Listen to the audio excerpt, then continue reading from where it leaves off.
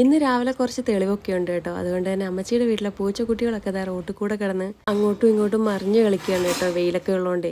ഇപ്പം നമുക്ക് കാന്താരിക്ക് നല്ല ഷോർട്ടേജ് ആണ്. അപ്പോൾ നമ്മുടെ അപ്പുറത്തെ പറമ്പിൽ 2-3 കാന്താരിയുടെ ചെടിയുണ്ട്. അപ്പോൾ അതിൽ വല്ലതും ഉണ്ടോ എന്ന് അറിയാൻ വേണ്ടി ഞാൻ പോയി നോക്കുകയാണ് കേട്ടോ. അപ്പോൾ പോണ വഴിക്ക് ഇതാ ഒരു പേരയിൽ നല്ല മുഴുത്തൊരു പേരയ്ക്ക പഴുത്ത് കിടക്കുന്നുണ്ട് കേട്ടോ.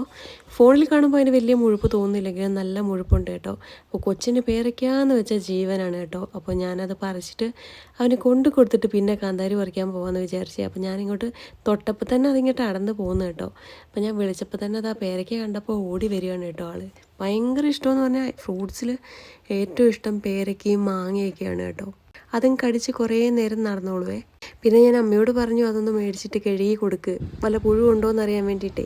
അതിനു മുമ്പ് എൻ്റെ കയ്യിൽ നിന്ന് മേടിച്ചു. പിന്നെ ഞാൻ വീണ്ടും കാന്താരി മുളക് പറിച്ചെടുക്കാൻ വേണ്ടി പോവുകയാണ് കേട്ടോ. ഞാൻ മുട്ട കൊണ്ടൊരു റെസിപ്പി എന്നും പറയാറില്ലേ, അതുണ്ടാക്കാൻ വേണ്ടിയിട്ടാണ്. അപ്പോൾ ഇപ്പോൾ കാന്താരി തീരെ കുറവാണ് കേട്ടോ. നമ്മുടെ പറമ്പിലാണേലും നിറയെ പേരമരമാണ് കേട്ടോ. നമ്മുടെ ഈ ഒരു ഭാഗത്ത് വഴിയിലും അവിടെ ഇവിടെയൊക്കെ ആയിട്ട് നിറയെ പേരകളാണ്. അതിലൊക്കെ നന്നായിട്ട് കായും പിടിക്കാറുണ്ട്.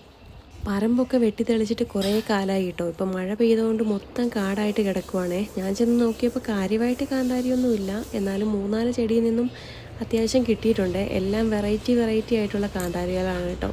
ഇത് കണ്ടോ, ഇത് വേറൊരു ടൈപ്പ്. കഴിഞ്ഞ പ്രാവശ്യം ഞാൻ കാട്ടുപാവയ്ക്ക പറിക്കുന്ന ഒരു വീഡിയോ ഇട്ടിട്ടുണ്ടായിരുന്നില്ലേ, ഇപ്രാവശ്യവും നിറച്ച് കാ പിടിച്ചിട്ടുണ്ടേ. അപ്പോൾ ഇനി കുറച്ച് ദിവസം കഴിയുമ്പോൾ അതിൻ്റെ ഒരു വിളവെടുപ്പിന് വേണ്ടിയിട്ട് ഇങ്ങോട്ട് വരണം. ഇതൊന്നും നമ്മൾ നട്ട് നനച്ചുണ്ടാക്കുന്നൊന്നുമല്ല കേട്ടോ, തന്നെത്താൻ ഉണ്ടായി വരുന്നതാണ് കേട്ടോ. അപ്പുറത്തും ഇപ്പുറത്തും ഒക്കെ ആയിട്ട് കാന്താരി മുളക് അത്യാവശ്യം മൂത്ത് പഴുത്ത് കിടപ്പുണ്ട്.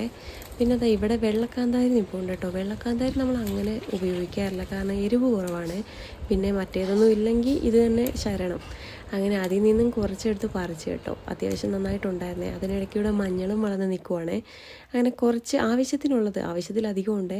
അതെല്ലാം കൂടെ പറിച്ച് വീട്ടിലേക്ക് പോവാണ് കേട്ടോ. ഇവിടെ അമ്മച്ചി വീട് വൃത്തിയാക്കുന്ന തിരക്കിലാണ്. അപ്പോൾ ആ റോട്ടിൽ നിന്ന് ഞാൻ വീട്ടിലേക്ക് ഇങ്ങനെ നോക്കുമ്പോൾ ഈ ചെടികളെല്ലാം കൂടെ നിൽക്കുന്ന കാണാനേ നല്ല രസമുണ്ട്. നമ്മൾ കയ്യാലേൻ്റെ താഴെയും കുറേ ചെടികൾ നട്ടു കൊടുത്തിട്ടുണ്ട്. അവരൊക്കെ പൂവിട്ട് വന്നുകൊണ്ടിരിക്കുന്നേ ഉള്ളൂ. ഇനിയിപ്പോൾ ജമന്തിയൊക്കെ വളർന്ന് വരുമ്പോൾ നല്ല രസമായിരിക്കും കാണാൻ വേണ്ടിയിട്ട്.